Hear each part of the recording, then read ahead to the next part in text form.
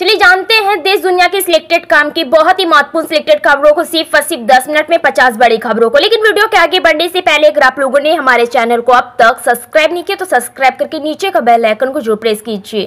केरल में 2 दिन के शोक का ऐलान किया गया है। सभी सरकारी कार्यक्रम रद्द कर दिया गया है। यह फैसला वायनाड में आई लैंड स्लाइडिंग के कारण 79 लोगों की मौत हो गई है, जबकि 110 से भी ज्यादा लोग घायल हो गए हैं। वित्त मंत्री निर्मला सीतारमण ने बजट को लेकर आई चर्चा के दौरान विपक्ष द्वारा संसद के अंदर और बाहर उठाए गए मुद्दे पर आंकड़ों के साथ जबरदस्त हमला बोला। निर्मला ने कहा कि विपक्ष देश में भ्रम फैला रहा है कि बजट में सिर्फ 2 राज्यों का नाम लिया गया है और अन्य राज्यों को बजट में कुछ नहीं मिला। लेकिन मैं विपक्ष को याद दिला दूं कि यूपीए के 10 साल के कार्यक्रम के दौरान पेश किए गए बजट के दौरान कई राज्यों का नाम बजट में नहीं लिया गया था। बीजेपी के वरिष्ठ नेता और अक्सर विवादित बयान देने वाले सुब्रमण्यम स्वामी ने मंगलवार को एक और विवादित बयान देते हुए कहा कि भारत सरकार को इजराइल और अमेरिका के साथ मिलकर एक सैन्य गठबंधन बनाना चाहिए ताकि हिंसक मुसलमानों को सफाया किया जा सके, जो एक आवश्यक प्रभावी सैन्य निवारण उपाय है। लोकसभा में अनुराग ठाकुर और राहुल गांधी के बीच दिलचस्प बहस हुई है। यही नहीं, जातिगत और जनगणना के मसले पर बहस तो निजी टिप्पणियों तक पहुंच गई और हंगामा बरपने लगा। अनुराग ठाकुर ने कहा कि आज जातिगत और जनगणना का भूत कुछ लोगों को सवार है।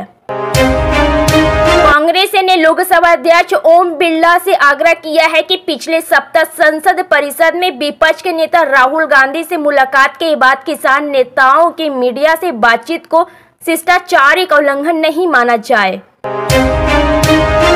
इंडिया ब्लॉक में शामिल पार्टी के कई बड़े नेता दिल्ली के जंतर मंतर पर जमा हुए। इस नेताओं ने दिल्ली के सीएम अरविंद केजरीवाल की गिरफ्तारी और जेल में उनके स्वास्थ्य को लेकर केंद्र सरकार के खिलाफ हल्ला बोला।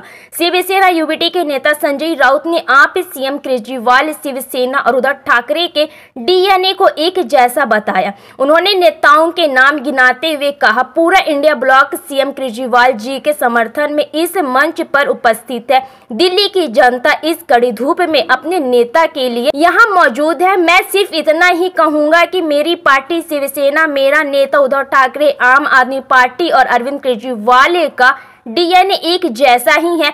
हम लड़ेंगे, हम डरेंगे नहीं। मध्य प्रदेश में कई योजनाओं पर खतरा मंडराने और उन्हें बंद करने की खबरें सामने आई थी। वहीं अब मुख्यमंत्री मोहन यादव ने ऐसी तमाम खबरें को अफवाह बताते हुए बड़ा ऐलान किया है। उन्होंने कहा कि मध्य प्रदेश में किसी भी योजना को बंद नहीं किया जा रहा है। मुख्यमंत्री डॉक्टर मोहन यादव ने कहा कि हम हमारी सरकार के द्वारा जनहितैषी कोई योजना बंद नहीं करेंगे, बल्कि योजनाओं की समीक्षा करके और उन योजनाओं में जनता का हित कैसे बढ़े उस दिशा में काम करेंगे। केंद्रीय कृषि एवं किसान कल्याण और ग्रामीण विकास मंत्री शिवराज सिंह चौहान ने लोकसभा में प्रश्नकाल के दौरान विपक्ष और तत्कालीन यूपीए सरकार को जमकर घेरा और उन्होंने कहा कि मोदी सरकार ने किसानों को उपज का सही दाम तो दिया, इसके साथ ही मनरेगा मजदूरों को 3 गुना अधिक काम भी मिला।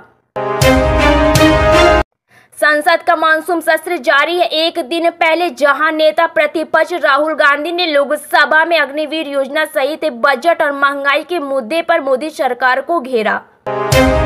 लोकसभा में नेता प्रतिपक्ष राहुल गांधी ने बैंक खातों में ग्राहकों द्वारा न्यूनतम बैलेंस नहीं रखने पर जुर्माना लगाने को लेकर केंद्र सरकार पर निशाना साधा और दावा किया है कि जनता प्रधानमंत्री नरेंद्र मोदी का चक्रव्यूह तोड़ेगी और हर अत्याचार का जवाब देगी। उन्होंने यह भी कहा कि जनता अभिमन्यु नहीं है बल्कि अर्जुन है। राहुल गांधी ने सोशल मीडिया मंच एक्स पर पोस्ट किया, नरेंद्र मोदी के अमृतकाल में आम भारतीयों की खाली जेब भी काटी जा रही है। वित्त उद्योगपतियों के 16 लाख रुपए माफ कर देने वाली सरकार ने न्यूनतम बैलेंस तक नहीं रख पा रहे हैं। गरीब भारतवासियों से 85,000 करोड़ रुपए वसूल लिए हैं।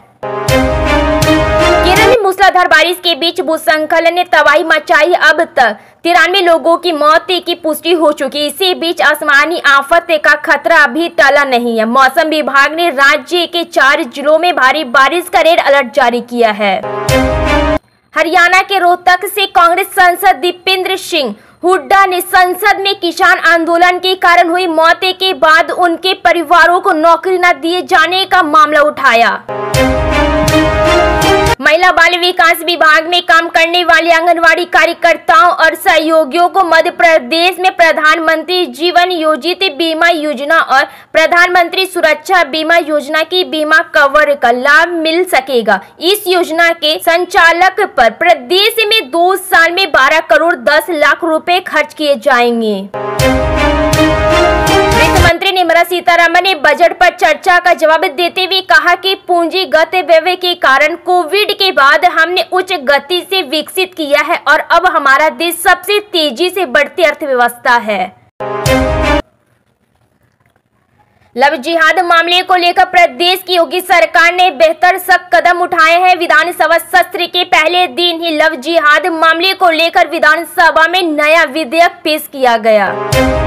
शशि थरूर जैसे चंपा संसद पर वार हो और वो चुप रहे, ये विरल है। लेकिन लोकसभा में मंगलवार को ऐसा हुआ कि मौका था बजट पर बहस का। राहुल गांधी एक दिन पहले चक्रवी और सीवी की बरसात के सहारे पीएम मोदी को घेर चुके थे। मध्य प्रदेश के मुख्यमंत्री मोहन यादव प्रदेश के लिए विकास के लिए लगातार काम कर रहे हैं। सीएम मान ने कहा कि किसी भी प्रदेश का विकास महिलाओं के सहयोग के बिना नहीं हो सकता है।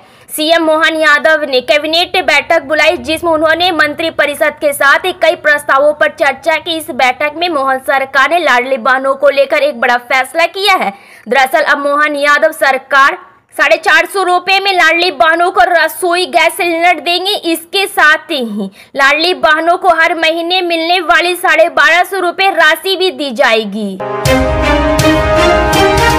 समाजवादी पार्टी के प्रमुख अखिलेश यादव ने गैर कानूनी धर्म परिवर्तन अधिनियम में संशोधन करने वाले विधेयक को लेकर उत्तर प्रदेश सरकार की आलोचना की। उन्होंने राज्य सरकार पर राजनीति के माध्यम से लोगों का ध्यान भटकाने की कोशिश करने का आरोप लगाया। संसद के बाहर पत्रकारों से बात करते उन्होंने राज्य सरकार पर तंज कसते हुए कहा कि उनके पास कुछ नहीं है, वे कुछ नया नहीं कर रहे हैं। दिल्ली के जंतर मंतर में इंडिया गठबंधन द्वारा मुख्यमंत्री अरविंद केजरीवाल की गिरफ्तारी और गिरती सेहत के विरोध में प्रदर्शन का आयोजन किया गया है। इसमें अरविंद केजरीवाल की पत्नी सुनीता केजरीवाल ने मोदी सरकार पर जमकर निशाना साधा। सुनीता केजरीवाल ने कहा कि भाजपा की राजनीतिक नफरत और दिल्ली के लोगों का काम रोकने की है। अरविंद केजरीवाल लोगों के लिए लड़ रहे हैं।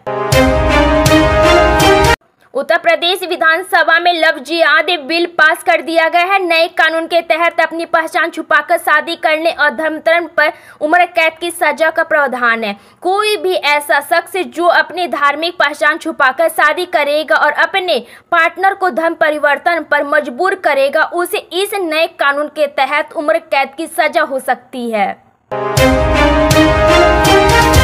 निर्मला सीतारमण ने लोकसभा में बजट चर्चा का जवाब देते हुए कहा कि मैं सदन के प्रत्येक सदस्य को धन्यवाद देना चाहूंगी जिन्होंने यह प्रस्तुत बजट पर अपनी बात रखी और इसमें रुचि ली। सपा नेता शिवपाल सिंह यादव ने उत्तर प्रदेश के मुख्यमंत्री योगी आदित्यनाथ के बयान पर चर्चा को गच्चा दे दिया पर कहा, हमें गच्चा नहीं मिला है। माता प्रसाद पांडे बहुत वरिष्ठ नेता है। उन्होंने मुख्यमंत्री से कहा है 3 वर्ष आपके संपर्क में रहा, गच्चा तो आपने भी दिया। शिवपाल ने कहा आपके जो उप मुख्यमंत्री है वो आपको फिर गच्चा देंगे।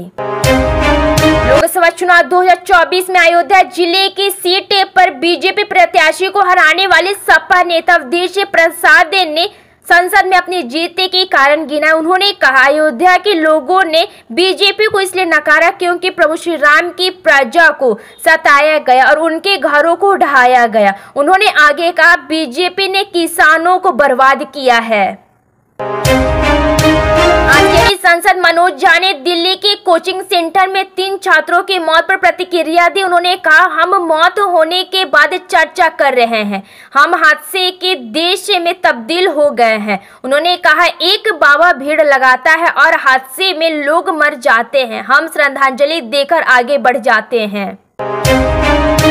वायनाड केरल में हुए भूस्खलन पर लोकसभा में विपक्ष के नेता और कांग्रेस सांसद राहुल गांधी ने कहा कि इस भूस्खलन के चलते अब तक 70 से अधिक लोगों की मौत हो चुकी है। उन्होंने कहा मैं केंद्र सरकार से अनुरोध करता हूं कि पीड़ितों की हर संभव सहायता की जाए और मृतकों के परिजनों को तत्काल मुआवजा दी जाए।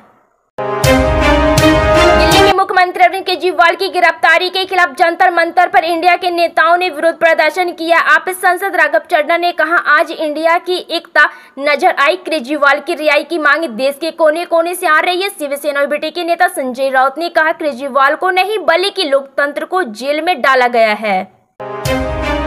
झारखंड में हुई दुर्घटना हावड़ा मुंबई मेल एक्सप्रेस हादसे को लेकर पश्चिम बंगाल की मुख्यमंत्री ममता बनर्जी ने कहा, एक और भयानक रेल दुर्घटना। उन्होंने कहा, मैं गंभीरता से पूछती हूं कि क्या यही शासन व्यवस्था है। लगातार हर हफ्ते रेल की पटरियों पर मौत और चोट का यह अतिहीन सिलसिला, हम इसे कब तक बर्दाश्त करेंगे।